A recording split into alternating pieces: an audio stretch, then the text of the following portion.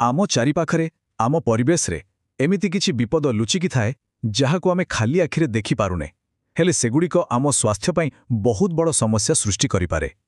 ତେବେ ଆଜି ଆମେ ସେମିତି ଗୋଟେ ଛତୁ ବା ଫଙ୍ଗସ୍ ଜନିତ ବିପଦ ବିଷୟରେ କଥା ହେବା, ଯାହା ସିଧାସଳଖ ମାଟି ଆଉ ଧୂଳିରେ ଲୁଚିକି ଥାଏ।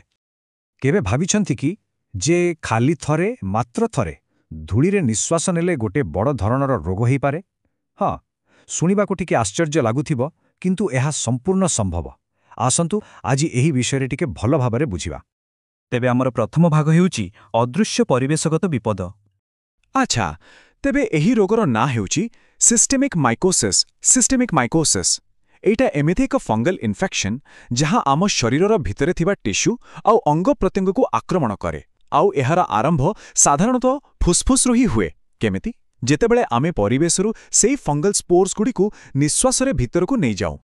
ଆସନ୍ତୁ ଦ୍ୱିତୀୟ ଭାଗକୁ ଯିବା, ଦ ଫଙ୍ଗଲ ଶେପ୍ ଶିଫ୍ଟର୍ସ ବା ଫଙ୍ଗଲ ରୂପ ପରିବର୍ତ୍ତକ।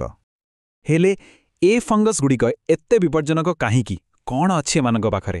ଆଚ୍ଛା, ଏହାର ମୂଳ କାରଣ ହେଲା ଏମାନଙ୍କର ଗୋଟେ ଖାସ୍ ପ୍ରକୃତି।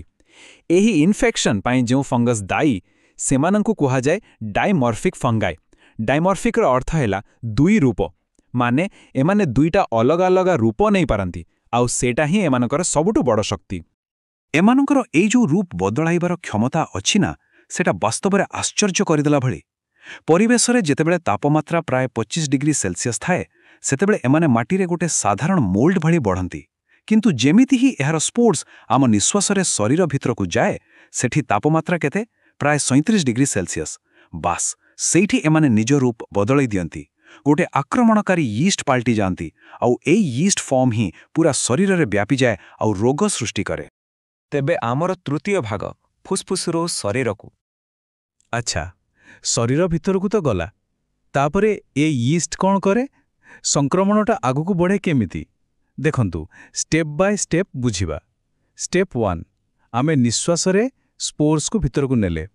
ଷ୍ଟେପ୍ 2, ସେ ସ୍ପୋର୍ସ ଫୁସ୍ଫୁସ୍ରେ ପହଞ୍ଚି ଇଷ୍ଟରେ ବଦଳିଗଲା, ଆଉ ସେଠି ଗୋଟେ ଛୋଟ ସାମାନ୍ୟ ଲଙ୍ଗ ଇନଫେକ୍ସନ୍ କଲା। ହେଲେ କଥା ଏଇଠି ସରେନି। ଷ୍ଟେପ୍ 3ରେ ସେ ଇଷ୍ଟ ରକ୍ତ ଭିତରକୁ ପଶିଯାଏ, ଆଉ ଫୁସ୍ଫୁସ୍ରୁ ବାହାରି ପୁରା ଶରୀରରେ ବୁଲିବାକୁ ଲାଗେ। ଆଉ ଶେଷରେ ଷ୍ଟେପ୍ 4ରେ ଏହା ଯାଇକି ଆମ ଚର୍ମ, ହାଡ଼, ଏପରିକି ଆମର ସେଣ୍ଟ୍ରାଲ ନର୍ଭସ୍ ସିଷ୍ଟମକୁ ବି ଇନଫେକ୍ଟ କରେ। ଏଇଟାକୁ ହିଁ କୁହାଯାଏ ସିଷ୍ଟେମିକ୍ ଇନଫେକ୍ସନ୍। ହେଲେ ଏଠି ଗୋଟେ ବହୁତ ଜରୁରୀ କଥା ମନେ ରଖିବା ଦରକାର। ବେଶୀ ଲୋକଙ୍କ କ୍ଷେତ୍ରରେ ଏହି ଇନଫେକ୍ସନ୍ଟା ଗୋଟେ ସାଧାରଣ ଫ୍ଲୁ ବା ଥଣ୍ଡା ଜ୍ୱର ଭଳି ଆସେ ଆଉ ନିଜେ ନିଜେ ଭଲ ବି ହେଇଯାଏ। କିନ୍ତୁ କିଛି ଲୋକଙ୍କ ପାଇଁ ଏହା ବହୁତ ଗମ୍ଭୀର ରୂପ ନେଇଯାଏ। ଏହା ପୁରା ଶରୀରରେ ବ୍ୟାପିଯାଏ, ଆଉ ଏହି ଅବସ୍ଥାକୁ କୁହାଯାଏ ଡିସେମିନେଟେଡ୍ ଡିଜିଜ୍। ତେବେ ପ୍ରଶ୍ନ ହେଉଛି, କାହାକୁ ଏହି ଗମ୍ଭୀର ଡିସେମିନେଟେଡ୍ ରୋଗ ହେବାର ରିସ୍କ ସବୁଠୁ ବେଶୀ? ଏହାର ସିଧା ଉତ୍ତର ହେଲା, ଯେଉଁମାନଙ୍କର ଇମ୍ୟୁନ୍ ସିଷ୍ଟମ୍ ବା ରୋଗ ପ୍ରତିରୋଧକ ଶକ୍ତି ଦୁର୍ବଳ, ସେମାନେ ସବୁଠୁ ଅଧିକ ରିସ୍କରେ ଥାଆନ୍ତି। ଇମ୍ୟୁନ୍ ସିଷ୍ଟମ୍ କାହିଁକି ଦୁର୍ବଳ ହୁଏ? ଏହାର କାରଣ ହୋଇପାରେ HIV, ଏଡ୍ସ ବା କ୍ୟାନ୍ସର ଭଳି ରୋଗ, ଅର୍ଗାନ୍ ଟ୍ରାନ୍ସପ୍ଲାଣ୍ଟ, କର୍ଟିକୋଷ୍ଟେରଏଡ୍ସ କିମ୍ବା କିମୋଥେରାପି ଭଳି ଔଷଧ, କିମ୍ବା କୌଣସି ପୁରୁଣା ଫୁସ୍ଫୁସ୍ ରୋଗ। କାରଣଟା ବହୁତ ସରଳ। ଗୋଟେ ଦୁର୍ବଳ ଇମ୍ୟୁନିଟି ସିଷ୍ଟମ୍ ସେଇ ଫଙ୍ଗସକୁ ଫୁସ୍ଫୁସ୍ ଭିତରେ ଅଟକେଇ ରଖିପାରେନି।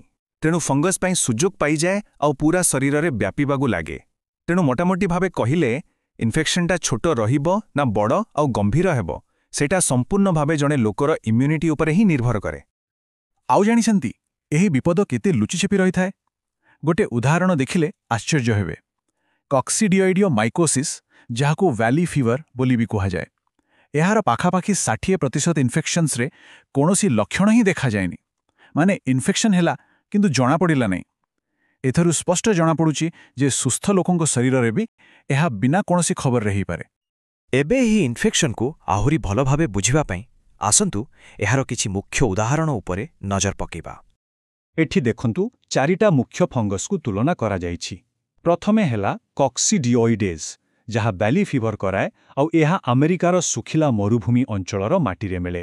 ଦ୍ୱିତୀୟରେ ବ୍ଲାଷ୍ଟୋମାଇସିସ୍, ଯାହା ବ୍ଲାଷ୍ଟୋମାଇକୋସିସ୍ ରୋଗ କରାଏ। ଏହା ୟୁଏସ୍ଏର ଓହିଓ ଆଉ ମିସିସିପି ନଦୀକୂଳରେ ଦେଖାଯାଏ। ତୃତୀୟରେ ପାରାକକ୍ସିଡିଓଇଡେଜ୍, ଏହା ଲାଟିନ୍ ଆମେରିକାରେ ଗାଁ ଗହଳିରେ କାମ କରୁଥିବା ଲୋକଙ୍କୁ ବେଶୀ ପ୍ରଭାବିତ କରେ। ଆଉ ଶେଷରେ କ୍ୟାଣ୍ଡିଡା ଆଲବିକେନ୍ସ, ଏଇଟା ଟିକେ ଅଲଗା। ଏହା ଆମ ଶରୀରରେ ହିଁ ଥାଏ, କିନ୍ତୁ ଯେତେବେଳେ ଆମ ଇମ୍ୟୁନିଟି କମିଯାଏ, ସେତେବେଳେ ସଂକ୍ରମଣ କରେ। ବ୍ଲାଷ୍ଟୋମାଇକୋସିସ୍ ବିଷୟରେ କହିଲେ ଏଇଟା ମୁଖ୍ୟତଃ ଫୁସ୍ଫୁସ୍ର ଇନଫେକ୍ସନ୍, ହେଲେ ଏହା ଚର୍ମକୁ ବି ବ୍ୟାପିପାରେ ଆଉ ଚର୍ମରେ ଏକ ପ୍ରକାରର କଠିନ ଦାଗ ତିଆରି କରେ ଯାହାକୁ କ୍ରାଷ୍ଟେଡ୍ ପ୍ଲାକ୍ସ କହନ୍ତି। କୋକ୍ସିଡିଓଡୋମାଇକୋସିସ୍ ବା ଭ୍ୟାଲି ଫିଭର କଥା କହିଲେ ଗୋଟେ ଚିନ୍ତାର ବିଷୟ ହେଉଛି ଏହାର ମାମଲା ଲଗାତାର ବଢ଼ିବାରେ ଲାଗିଛି। ଏପରିକି ଆମେରିକାରେ ଯେଉଁ ଯେଉଁ ଅଞ୍ଚଳରେ ଏହା ଦେଖାଯାଉଥିଲା ସେ ଅଞ୍ଚଳଗୁଡ଼ିକର ସୀମା ବି ଧୀରେ ଧୀରେ ବଢ଼ୁଛି। ଆଉ ପ୍ୟାରାକକ୍ସିଡିଓଡୋମାଇକୋସିସ୍ର ଗୋଟେ ବଡ଼ ଅଜବ କଥା ହେଲା ଏହାର ଲକ୍ଷଣ ଇନଫେକ୍ସନ୍ ହେବାର ବହୁତ ବର୍ଷ ପରେ ବି ଦେଖାଯାଇପାରେ। ଏଇଥିପାଇଁ ତ ରୋଗଟାକୁ ଚିହ୍ନିବା ବହୁତ କଷ୍ଟ ହେଇଯାଏ। ଶେଷରେ କ୍ୟାଣ୍ଡିଡା ଆଲବିକନ୍ସ। ମୁଁ ଆଗରୁ କହିଥିଲି ଏଇଟା ବାକି ସବୁଠୁ ପୂରାପୂରି ଅଲଗା, କାହିଁକିନା ଏହା ବାହାର ପରିବେଶରୁ ଆସେନି, ଏହା ଆମ ଶରୀରରେ ହିଁ ସାଧାରଣ ଭାବରେ ରହିଥାଏ। ହେଲେ ଯେମିତି ହିଁ ଆମ ଶରୀରର ପ୍ରତିରକ୍ଷା ବ୍ୟବସ୍ଥା ଦୁର୍ବଳ ହୁଏ, ଏହା ସେହି ସୁଯୋଗରେ ଆକ୍ରମଣ କରେ ଆଉ ଗମ୍ଭୀର ରୋଗ ସୃଷ୍ଟି କରେ। ଆଚ୍ଛା, ଏତେ ସବୁ ବିପଦ ବିଷୟରେ ଜାଣିସାରିଲା ପରେ ସବୁଠୁ ବଡ଼ ପ୍ରଶ୍ନ ଆସୁଛି, ଏଥିରୁ ବଞ୍ଚିବାର ଉପାୟ କ'ଣ? କେମିତି ସୁରକ୍ଷିତ ରହିହେବ? ଆସନ୍ତୁ ଆମର ଶେଷ ଭାଗରେ ଏଇ ବିଷୟରେ କଥା ହେବା।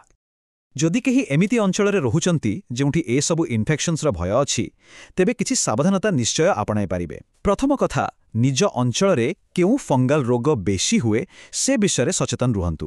ଦ୍ୱିତୀୟରେ, ଯେଉଁଠି ବହୁତ ଧୂଳି ଉଡ଼ୁଛି, ଯେମିତିକି କନଷ୍ଟ୍ରକ୍ସନ୍ ସାଇଟ୍ କିମ୍ବା ଧୂଳି ଝଡ଼ ସମୟରେ, ସେଠାରୁ ଦୂରେଇ ରହିବାକୁ ଚେଷ୍ଟା କରନ୍ତୁ।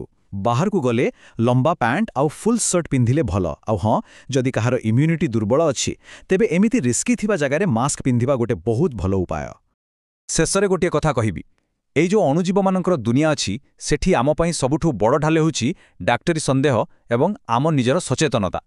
ଏଇ ଯେଉଁ ଅଦୃଶ୍ୟ ଶତ୍ରୁମାନେ ଅଛନ୍ତି, ସେମାନଙ୍କ ବିଷୟରେ ଆମ ପାଖରେ ଯେତିକି ଜ୍ଞାନ ଥିବ ଆଉ ଆମେ ଯେତିକି ସତର୍କ ରହିବା, ସେତିକି ହିଁ ସୁରକ୍ଷିତ ରହିବା। ତେଣୁ ପ୍ରଶ୍ନ ଏଇଆ, ଆମ ଚାରିପାଖରେ ଥିବା ଏହି ଅଦୃଶ୍ୟ ଦୁନିଆ ବିଷୟରେ ଆମେ ପ୍ରକୃତରେ କେତେ ସଜାଗ?